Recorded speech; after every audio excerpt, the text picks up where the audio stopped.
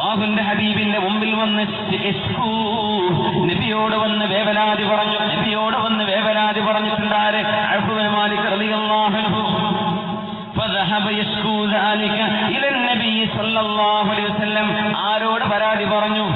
നബിയോട്. ارتكبت على الخطا غير حسر وعداد لك اشكو فيه يا سيدي خير النبي.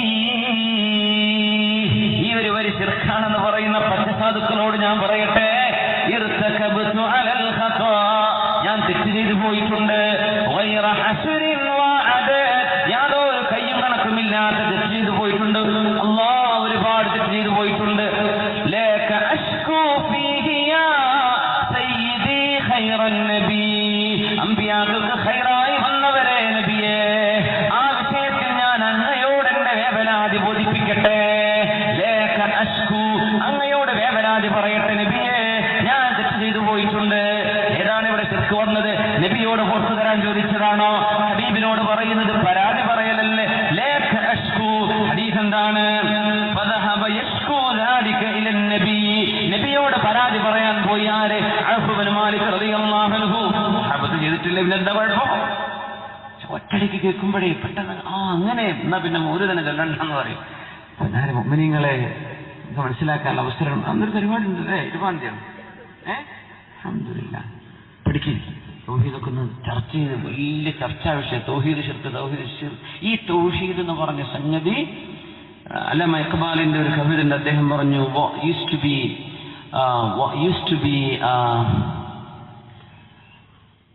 what used to enlighten our hearts has become today the topic of നമ്മുടെ മനസ്സുകളിൽ കത്തിജ്വലിച്ചിരുന്ന ഒരു സാധനം തൗഹീദ്. നമ്മുടെ മനസ്സുകളിൽ പ്രകാശം തന്നിരുന്ന ഒരു സാധനം, ഖൽബിന് പ്രകാശം തന്നിരുന്ന തൗഹീദ് has become the subject of absolute philosophical debate. What used to enlighten our hearts has become the subject of absolute philosophical debate. ഇന്നതൊരു ഫിലോസഫിക്കൽ ഡിബേറ്റ് ആണ്, ഇന്നത് സംവാദമാണ്. സത്യത്തിൽ അത് ഖൽബിന്റെ ഉള്ളിൽ കിടക്കേണ്ട സംഗതിയാണ്. ഖൽബിന്റെ ഉള്ളിൽ നിന്ന് അള്ളാഹുവിനോട് സ്നേഹമായി വരേണ്ട സംഗതി വെറുതെ വാക്കുകളിട്ട് നമ്മൾ അങ്ങോട്ടും ഇങ്ങോട്ടും കളിക്കാൻ. ഇങ്ങനെ ഒരു അപകടം ഈ സമൂഹത്തിൽ വന്നുപെട്ടിട്ടുണ്ട്. അള്ളാഹു തആല നമ്മുടെ ചെറുപ്പക്കാരെയും അല്ലാത്തവരും ഒക്കെ കാക്കുമാറാകട്ടെ. ഈ സംശയം ജനിപ്പിക്കുന്ന സംസാരങ്ങളും പ്രഭാഷണങ്ങളും എല്ലാവരും കേൾക്കാൻ തിരിഞ്ഞ പ്രശ്നമാണ്. നമുക്ക് മനസ്സിലാവില്ല ഏതാ ശരി ഏതാ തെറ്റ്. അതാണ് വിഷയം. നമുക്ക് ജീവിതത്തിൽ സൂക്ഷ്മതയും വിവരവും ബോധമൊക്കെ ഉണ്ടെന്ന് പറഞ്ഞ് മനുഷ്യന്മാരുടെ ഇത് കേൾക്കുക, അല്ലാത്തവരുടെ ഇത് കേട്ടാൽ ഫസാദായി പോകും, നമ്മുടെ അഖീദ മോശമായി പോകും. അല്ലാഹു കാത്തുരക്ഷിക്കട്ടെ. പിന്നെ ഓരോന്നും പറഞ്ഞാൽ നമുക്ക് കഴിഞ്ഞുകൊണ്ടെന്നില്ല. നമ്മുടെ ആലിമീങ്ങൾ നമ്മളോട് നിങ്ങൾ ചെയ്തോളൂ കുഴപ്പമില്ല എന്ന് പറഞ്ഞാൽ നമ്മളുടെ ബാധ്യത തീർന്നു. പിന്നെ അവരും അല്ലാഹു തമ്മിലാണ് നമ്മുടെ വിഷയം തീർന്നു. നമ്മൾ സാധാരണക്കാരെ അതും പിടിച്ചിട്ട് ചർച്ച ചെയ്യരുത്. അനാവശ്യം ശിർക്ക് ഇത് കുഫർ. നിനക്ക് എന്തറിയും? എന്താണ് ഹദീസിന്റെ ദലാലത്തുകൾ എന്തൊക്കെയാണ്? ദലാലത്ത് ഖത്ഈ ഏതാണ്? ദലാലത്ത് ظنി ഏതാണ്? അഹദായ ഹദീസിന്റെ വിധി എന്താണ്? മുതവാത്തിറിന്റെ വിധി എന്താണ്? ഇതൊന്നും എന്താണ് ഹസൻ, എന്താണ് ദഈഫ്, എന്താണ് മുൻഖതി, എന്താണ് മുർസൽ, എന്താണ് മർഫൂഅ്, ഏതാണ് മഖ്തൂആയ ഹദീസ്? ഇതൊന്നും നമുക്കറിയില്ല. ഹദീസ് എന്ന് പറയും. എന്ത് ഹദീസ്? ഓരോന്നിനെ സംബന്ധിച്ച് ഫുഖഹായിന് കാഴ്ചപ്പാടുകളുണ്ട്. ഓരോന്നിന്റെ വിധി എങ്ങനെയാണ് അത് അർത്ഥം കൊടുക്കേണ്ടത്? അതൊക്കെ ആലിമീങ്ങൾ പറഞ്ഞേക്കും. നമ്മൾ എന്ത് ചെയ്യരുത്? സാധാരണക്കാർ റൂട്ടൊന്ന് ചർച്ച ചെയ്യല്ലേ, ദീന് കൊണ്ട് കളിക്കല്ലേ. ഒരു എഞ്ചിനീയറോട് ചോദിക്കേണ്ട വിഷയം നമ്മൾ ഡോക്ടറോട് പോയി ചോദിക്കാറില്ല. ഒരു ഡോക്ടറോട് ചോദിക്കേണ്ട വിഷയം നമ്മൾ എഞ്ചിനീയറോട് ചോദിക്കാറില്ല, അല്ലേ? പിന്നെ ഇങ്ങനെ ദീൻ മാത്രം ഒന്നും പഠിക്കാത്തവർ ചർച്ച ചെയ്യാം. ഭയങ്കര ഗുരുതരമായ വിഷയമാണ്. ഗുരുതരമായ. ഈജിപ്തിൽ ഒരു ഇസ്ലാം അൽ ബഹൈരി എന്ന് പറഞ്ഞൊരു ചങ്ങാതി വന്നിട്ടുണ്ട്. ഈജിപ്തുകാരനാണ് ഇസ്ലാം അൽ ബഹൈരി. പേരൻ ഇസ്ലാം അൽ ബഹൈരി. മഹാന്മാരായ അയിമ്മത്തുൽ മുജ്തഹിദീങ്ങളെ ചീത്ത പറയാൻ, അവരുടെ കയ്യും കാലും തലങ്ങും വലങ്ങും വെട്ടി ശിക്ഷിക്കപ്പെടേണ്ട ആൾക്കാരാന്നൊക്കെ പറഞ്ഞ് 100ഓളം എപ്പിസോഡുകൾ ഈജിപ്തിലെ ഒരു പ്രമുഖ ചാനലിൽ അദ്ദേഹം ചർച്ച നടത്തി. പിന്നെ ആലിമീങ്ങൾ സംഭവം കാണുന്നത് തിരിച്ച് വളരെ അർത്ഥശങ്കക്കിടമില്ലാത്ത വിധം ഓരോന്നിനും ജാമിഉൽ അസ്ഹറിലെ ആലിമീങ്ങൾ, ദക്തർ ഉസാമ അൽ അസ്ഹരിയെ പോലെയുള്ള ആളുകൾ, മഹാനായ ഷെയ്ഖ് അലി ജിഫ്രിയെ പോലെയുള്ള യമനിലെ അഹ്ലുസുന്ന വൽ ജമാഅത്തിന്റെ വലിയ ആലിം, ഇവരൊക്കെ ചെന്ന് ഫിഖ്ഹിന്റെ ഓരോ മസലകളും എടുത്ത് ഇയാൾക്ക് അക്കമിട്ട് മറുപടി പറയുന്നുണ്ട്. പക്ഷെ ആദ്യം കേൾക്കുന്ന ഒരു പ്രശ്നവും ഇയാളുടെ വർത്തമാനം കേട്ടാലേ മദ്ഹബുകളൊക്കെ തെറ്റാണെന്നും അതാണ് ഇതാണ് പച്ചയായ അബദ്ധം പറയാൻ പഠിച്ചിട്ടേ ഇല്ല. അപ്പൊ അവര് ചോദിച്ചു, നിങ്ങൾ എന്താ പഠിച്ചത്? അയാള് ബാരിസ്റ്ററാണ്, ആരാണ്? അഡ്വക്കേറ്റാണ്. ദീൻ പഠിച്ചിട്ടുണ്ടോ? ഇല്ല. കുറെ പുസ്തകം വായിച്ചു. ആ പുസ്തകങ്ങൾ ആരെഴുതിയതാ? ഓറിയന്റലിസ്റ്റുകാരൻ എഴുതി വിട്ട പുസ്തകങ്ങളാണ്. അതങ്ങോട്ട് വായിച്ചിട്ട് അതുവരെ 100 എപ്പിസോഡ് തയ്ച്ചു. അപ്പോഴാണ് ഈജിപ്തിലാകെ പ്രശ്നമായത്. റബ്ബേ, ഇസ്ലാമിന്റെ അഖീദയായി വിളിച്ചതായി കളിക്കുന്നത്. നമ്മുടെ മഹാന്മാരായ ഫുഖഹായിനെയാണ് ചീത്ത പറയണത്.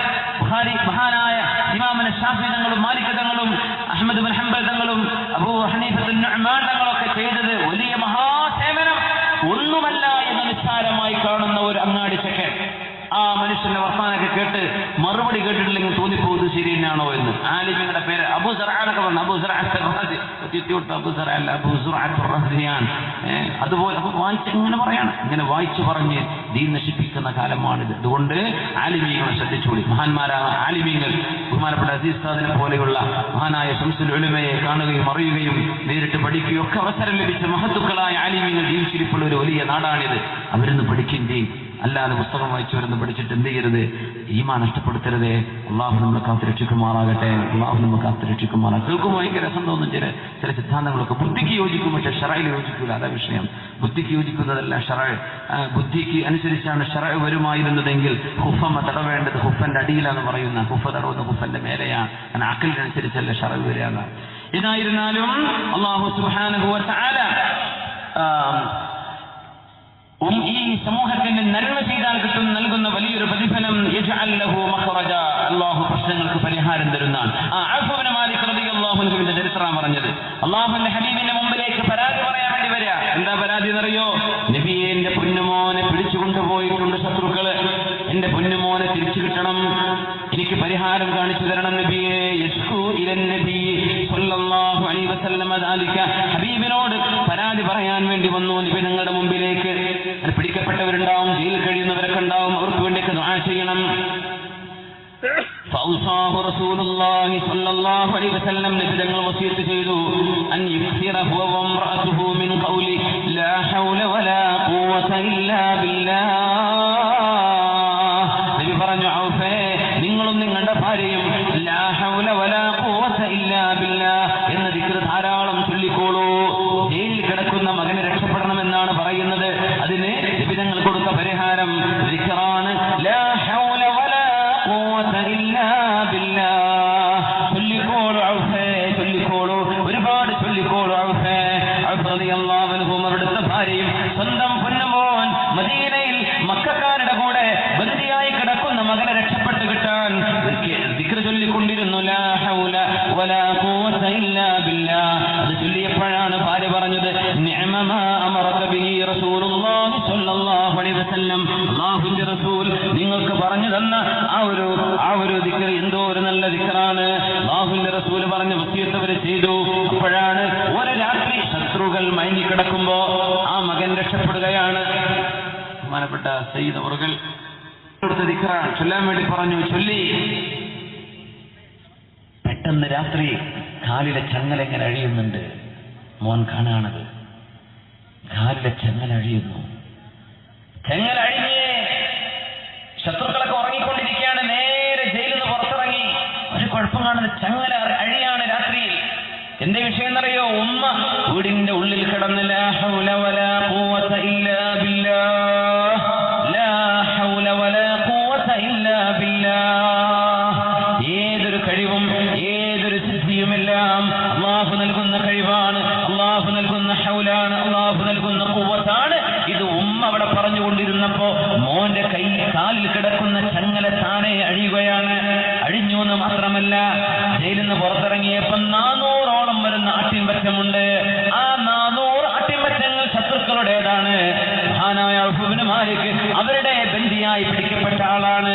ബഹുമാനപ്പെട്ടവർക്ക് കൊണ്ടുപോകാൻ അല്ലാഹു മുമ്പിലേക്ക് എത്തിച്ചു കൊടുത്ത പോലെ ഒരു ആടിൻപറ്റത്തിന്റെ മുമ്പിലൂടെ അങ്ങനെ നടന്നപ്പോഴേക്കും 400 ആടുകളും അവരുടെ പിന്നാലെ വീട്ടിലേക്ക് നടന്നു വരുമ്പോ 400 ആടുകൾ രാത്രി ഉമ്മയുടെ വാതിൽക്ക് ചെന്ന് മുട്ടി നോക്കുമ്പോ മഹാനായ ഔഫ് ഇബ്നു മാലിക് റളിയല്ലാഹു അൻഹു സഹാബിയും അവരുടെ ഭാര്യയും വാതിൽ തുറന്നു കൊടുത്തത് സ്വന്തം പൊന്നുമോന് വേണ്ടിയാണ്. ചോദിച്ചു, മോനെ എങ്ങനെയാ രക്ഷപ്പെട്ടത്? ഉമ്മ, എന്താണെന്നറിയില്ല, എന്റെ കാലിലെ ചങ്ങല താനെ അണിയുന്നത് ഞാൻ കണ്ടു. ഞാൻ വരുന്നത് എന്റെ കൂടെ 400 ആടുകളും വന്നിട്ടുണ്ട്. 400 ആടുകൾ.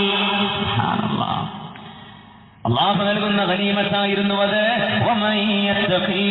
അപ്പോഴാണ് ആയത്തിറങ്ങുന്നത്, വഫീഹി നസല ഖൗലുല്ലാഹ്, അവരെ സംബന്ധിച്ചാണ് വിശുദ്ധ ഖുർആൻ ആയത്തിറക്കുന്ന സൂറത്തുൽ തലാഖിൽ വമൻ യത്തഖില്ലാഹ യജ്അൽ ലഹു മഖ്റജാ വയർസുഖുഹു മിൻ ഹൈസു ലാ യഹ്തസിബ്.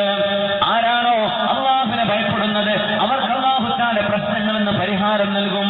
വമൻ യത്തഖില്ലാഹ്, ആരാണോ അല്ലാഹുവിനെ ഭയപ്പെടുന്നത് യജ്അൽ ലഹു മഖ്റജാ, അവരുടെ കടബാധ്യത വീടാനുള്ള വഴി അല്ലാഹു എത്തിച്ചു കൊടുക്കും.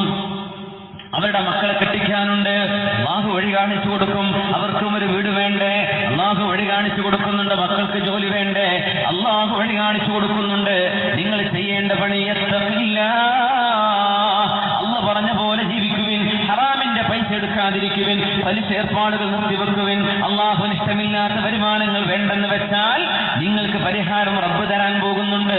ഇത് വിശുദ്ധ ഖുർആനിന്റെ അല്ലാഹുവിന്റെ വാഗ്ദാനമാണ്. അല്ലാഹു നമ്മുടെ പ്രശ്നങ്ങൾക്ക് പരിഹാരം തരട്ടെ. ആമീൻ യാ റബ്ബൽ ആലമീൻ. ഒന്ന് എഴുന്നേറ്റ് സ്വലാത്തില്ലല്ലേ? صلوا على النبي محمد وآله. اللهم صل على سيدنا محمد وعلى آل سيدنا محمد وبارك وسلم عليه.